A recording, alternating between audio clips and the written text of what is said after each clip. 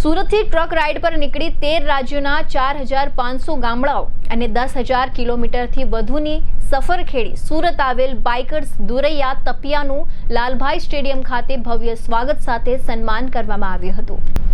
સુરતમાં રહેતી 42 વર્ષીય બાઇકર્સ દુરૈયા તાપિયા 35 દિવસથી એક ટ્રક રાઇડ પર નીકળી હતી। 26મી જાન્યુઆરીએ સુરતથી ટ્રક રાઇડની શરૂઆત કરનાર દુરૈયા તાપિયા 13 રાજ્યોના 4500 ગામડાઓ અને 10,000 કિલોમીટરની સફળ પૂર્ણ કરી ગુરુવાર 4 માર્ચના રોજ સુરત આવી પહોંચી હતી। સુરત આવેલી બાઇકર્સ દુરૈયા તાપિયા ડુમસ રોડ પર લાલભાઈ સ્ટેડિયમ ખાતે શહેરના નામાંકિત લોકો દ્વારા ભવ્ય સ્વાગત સાથે સન્માન કરવામાં આવ્યું હતું। किए हुए थे 35 डेज़ में और 4,500 विलेजेस हमने पास ऑन किए हुए थे। एक्चुअली जब देखने के लिए जाए कि एक महिला जब ट्रक चलाती है तो उसमें क्या होता है, अड़चनें तो बहुत सारी आई कि बहुत रास्ते भी बहुत ख़राब हमको मिले हुए थे, लेकिन जब जब हम लोग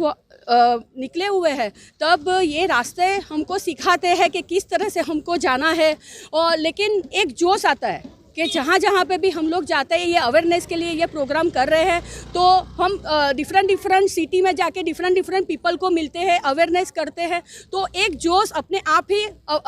आ जाता है उसमें। आप इतने गाँव में गए, लोगों का कैसा रिस्पॉन्स? ऐसे बहुत सारे गांव भी थे कि उनको हमने जब ऐसा बताया कि आपको ये अभी जो कोरोना का जो टाइम चल रहा है तो वो लोग मास्क वगैरह कुछ भी पहन नहीं रहे थे कि यहाँ पे तो कुछ भी नहीं है, ठीक है। लेकिन जहाँ तक महिलाओं की हाइजीन का हम लोग हाइजीन की बात करें तो हम लोग एक प्रोडक्ट इस तरह से लेकर गए हुए थे कि हम उसकी अवेयरनेस कर पाए। एक कपड़े का हम लोग सैनिटरी पैड लेके चल रहे थे, जो हमने वो एक आत्मनिर्भर भारत का एक मैसेज उसमें एक इंक्लूड होता है। नरेंद्र मोदी का संदेश आप जब लोगों तक पहुंचा रहे थे, लोगों का कितना रिस्पॉन्स मिला था? नरेंद्र मोदी जी का मैसेज जब हम लोगों तक पहुंचा रहे थे तो ये जो स्वच्छ भारत की हम लोग बात करें तो ये मैसेज इस तरह से था कि हमें सिर्फ हमारे सिटी को क्लीन नहीं रखना है, लेकिन पूरे इंडिया को क्लीन रखना है, ठीक है। तो बहुत सारे गांव भी हमें क्लीन दिखे भी सही कि बहुत सारे गांव हैं, लेकिन ये अवेयरनेस सिटी में ज़्यादातर देखें तो ज़्यादातर वहाँ पे ज़रूरत है कि वहाँ पे क्लीन होना चाहिए, ठीक है। और आत्मनिर्भर भारत की बात करें तो एक प्रोडक्ट हम लोग इस तरह से एक रीयूजेबल मास्क है, सैनिटरी पैड है, वो इस तरह से लेकर चल रहे थे कि हम लोग उसकी अवेयरनेस कर रहे थे, तो जिसमें आत्मनिर्भर भारत का हम लोग मैसेज लेकर चल रहे थे। और सशक्त नारी की बात करें तो सशक्त नारी में मैं ऑलरेडी खुद ट्रक लेकर निकली हुई थी और मेरे साथ में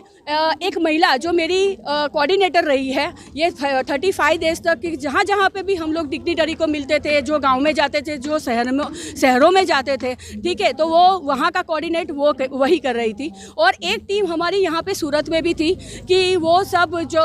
फेसबुक पे है या फिर इंस्टा पे है, हमने कहाँ कहाँ पे जाके क्या प्रोग्राम किए हुए हैं तो वो सब अपलोड करना है, क्या है वो फॉलोअप यहाँ से एक पिंकी बेन देसाई एंड हेमल भाई करके।